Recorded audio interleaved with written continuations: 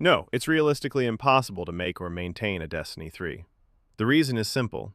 It's too costly to develop and maintain a traditional style Destiny game, at least by Bungie.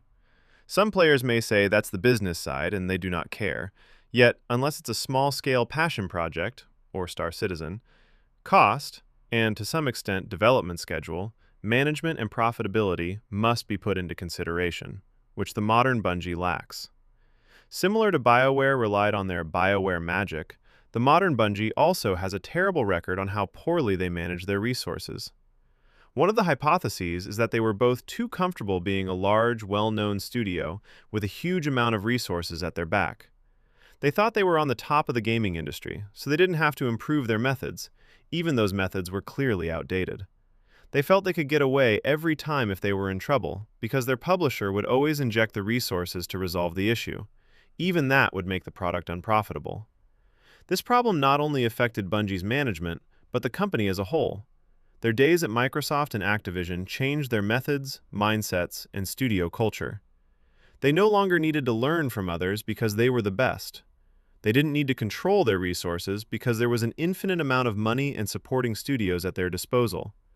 They ignored the market because they thought their products would always be the next blockbuster. They tone deaf to their community because they felt they were always right, and their pride becomes their downfall. At the same time, some studios were trying their best to keep their heads above water.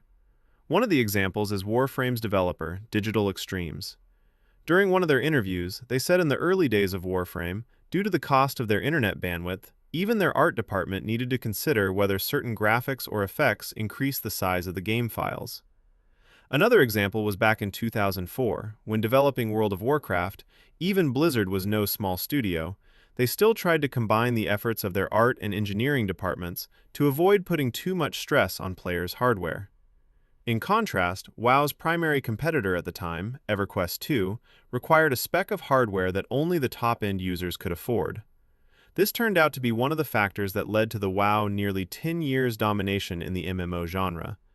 Unless Sony could perform a miracle, reshaping Bungie's studio culture as a whole, no matter if 100,000, 1 million, or even 10 million people sign the petition, it would be delusional to think there will be another Destiny game made by Bungie.